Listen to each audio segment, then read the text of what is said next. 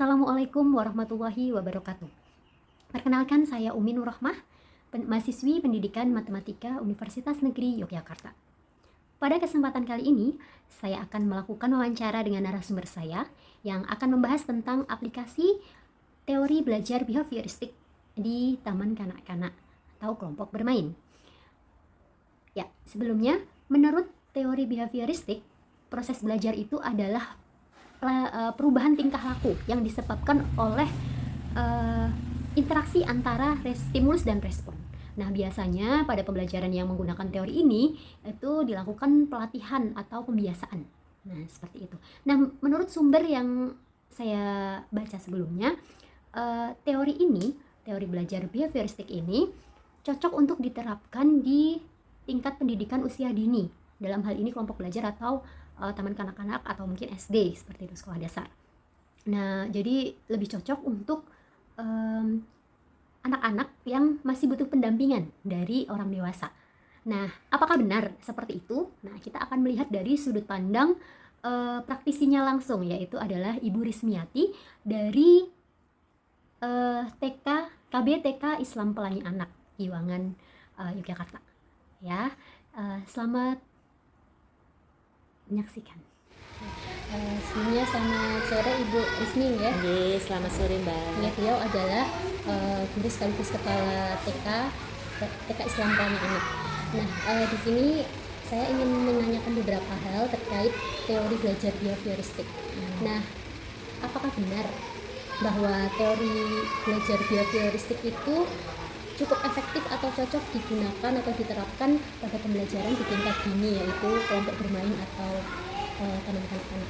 Oh, terima kasih Mbak untuk istilahnya kepercayaannya untuk sama-sama mencari ilmu nggih.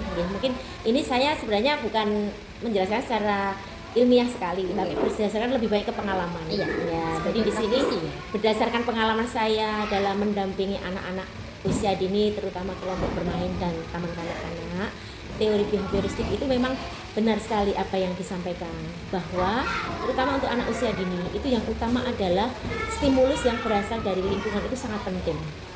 Kenapa? Karena anak-anak kan adalah pengikut atau followers yang terbaik. Apa yang dia lihat, apa yang dia rasakan itu akan menginternalisasi dalam dirinya.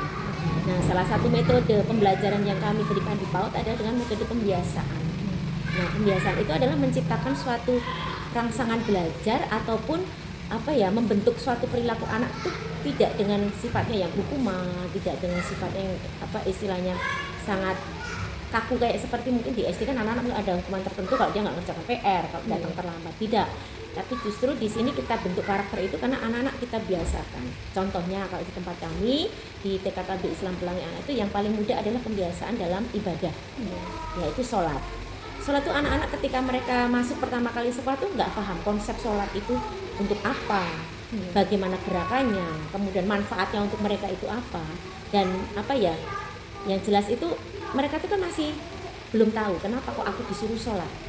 Nah, dengan pemberian stimulasi atau pembiasaan yang dilakukan kami di sekolah itu setiap hari, Mbak. Jadi kita memang mengutamakan pendidikan agama. Jadi di sini kegiatan ibadah terutama menyangkut sholat itu kita biasakan sejak anak sudah pertama kali masuk di dalam sekolah ini. Nah, dalam prosesnya anak nanti mungkin ya usia playgroup itu dia belum bisa tenang fokus dengan gerakan sholat, belum hafal dengan bacaannya, itu kan proses. Tapi seiring dengan berjalannya waktu, karena dibiasakan, karena melihat teman-teman, nah ini stimulus yang sifatnya lingkungan, akhirnya mereka terbentuk perilaku bahwa namanya sholat itu memang menjadi aturan yang sudah ditetapkan oleh sekolah. Dan pada akhirnya ketika lihat teman-temannya kok pada sholat, aku kok enggak, itu kan nanti mereka akan tumbuh mungkin rasa malu, mungkin kok temanku aja tertib sholatnya, aku kok enggak sholat. Nah, seperti itu. Jadi anak itu yang utama itu justru rangsangan dari luar, dari lingkungan teman, guru, orang tua itu pengaruhnya sangat luar biasa, Mbak. Terutama pembiasaan seperti itu. Kemudian pembentukan perilaku. Mungkin di rumah dia ketika belum sekolah egonya tinggi ya, karena di rumah mungkin dia anak pertama, segala sesuatunya harus dituruti. Ketika dia belajar di sekolah, dia distimulasi bahwa namanya belajar dan bermain dengan teman-teman itu harus mau berbagi, harus saling bisa memahami, saling mengerti. Itu kan tidak bisa didapatkan kalau mereka tidak berada di lingkungan sosial yang mendukung, yaitu sekolah. Itu contohnya. Kemudian ada lagi pembiasaan, misalnya adab makan. Gitu. Makan kalau di sini kita biasakan duduk di meja, menggunakan tangan kanan, berdoa seperti itu. Jadi memang harus diberi rangsangan lingkungan yang positif untuk perkembangan. Apalagi ya sekarang kan tantangannya juga tambah sangat berat ya, terutama gadget, orang tua yang bekerja. Siapa yang akan membentuk mereka selain sekolah? Kan nggak mungkin kita mengandalkan sewu, kalau pengasuh kan dia hanya dapat pengasuhannya, tapi pendidikannya. Jadi seperti itu memang anak-anak sekarang itu, kenapa usia PAUD sekarang ditetapkan pemerintah sebagai pendidikan yang wajib ditempuh, yaitu karena supaya anak-anak terbentuk perilaku yang sesuai dengan apa yang usia mereka. Mereka diberi kesempatan bermain dengan teman sebaya, belajar namanya peraturan, pembentukan karakter yang itu bisa terbentuk ketika mereka berada di lingkungan sekolah. Mungkin seperti itu Mbak, garis besarnya. Jadi teori behavior menurut saya memang benar sekali, terutama untuk anak PAUD yang notabene masih kertas putih, belum mengerti apa-apa, harus kita bentuk sesuai dengan harapan kita, seperti itu. Jadi memang pengulangan atau latihan pembiasaan itu poin utama. Tadi Ibu sudah sekaligus menjawab pertanyaan saya yang belum saya sampaikan itu terkait contoh kegiatan yang ada di sini tidak terjawab ya. Jadi banyak sekali kegiatan yang menerapkan teori behavioristik itu. Kemudian selama ini apa saja kendala ketika menerapkan teori behavioristik itu di pembelajaran TK ini? Ya mungkin berkaitan dengan karakter anak ya, karena kan anak-anak PAUD itu kan anak-anak yang masih egonya tinggi, tapi belum paham ketika kita ajak berbicara lebih apa istilahnya, kalau diajak belajar lebih serius seperti itu. Jadi stimulasi di sini kan bentuknya belajarnya dengan bermain. Nah ketika mereka belum mengerti aturan, ketika ego mereka masih tinggi bahwa keakuannya itu lebih mendominasi, itu hambatannya biasanya seperti itu. Jadi anak misalnya dia diajak belajar, kondisinya sedang moodnya nggak bagus, mungkin di rumah sedang paralel atau bagaimana, itu kan psikologi anak kan pengaruh nih dalam proses belajar mereka. Atau mungkin karena di rumah terbiasa apa-apa dilayani atau apa-apa dituruti, egonya yang muncul. Ketika kita beri aturan, mungkin mereka ada sedikit agak berontak, kok nggak sesuai dengan apa yang aku mau.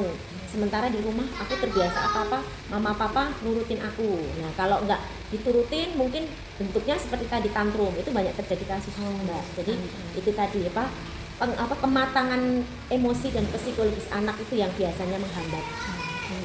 Betul, tantangannya di situ karena mereka belum matang. Gitu. Jadi tahapannya kan kayak playgroup itu kan masih dia belum mengerti kalau istilah kita ajak bicara secara lebih serius. Nah mungkin dengan bentuknya reward, dengan bentuk istilahnya kita nasihati kalau dia melakukan kesalahan. Seperti itu, lebih ke stimulusnya yang lebih real gitu. Nanti kalau udah terbiasa akan terbentuk dengan sendirinya karena mereka udah biasa. Gitu.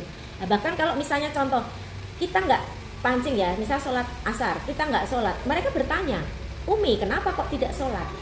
Itu kan berarti karakter mereka sudah tahu bahwa sholat asar itu harus dilakukan. Kenapa kok ini ya? Di luar dari kebiasaan, akhirnya mereka bertanya. Berarti kan mereka sudah mulai ngerti apa yang harus mereka lakukan. Ketika itu suatu berbeda, pasti mereka akan bertanya. Jadi sudah terbentuk perilaku yang diinginkan. Nah betul, jadi kita pancing, coba nggak diajak sholat dulu, pasti ada yang bertanya.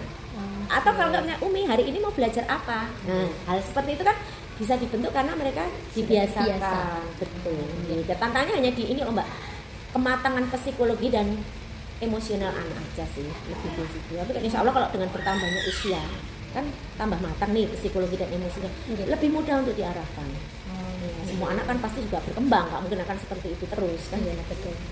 Oke, baik, mungkin cukup untuk pertanyaannya, informasinya sangat bermanfaat sekali. Terima kasih. Sami-sami. Baik, itu tadi adalah hasil wawancara saya dengan Ibu Rismiati, dan ternyata diperoleh penguatan bahwa benar apabila disebutkan teori belajar behavioristik itu cukup efektif untuk diterapkan di tingkat pendidikan anak usia dini, khususnya di kelompok bermain dan taman kanak-kanak. Ya, terima kasih telah menyaksikan video ini hingga akhir. Semoga video ini dapat bermanfaat untuk kita semua. Terima kasih. Akhir kalam. Wassalamualaikum warahmatullahi wabarakatuh.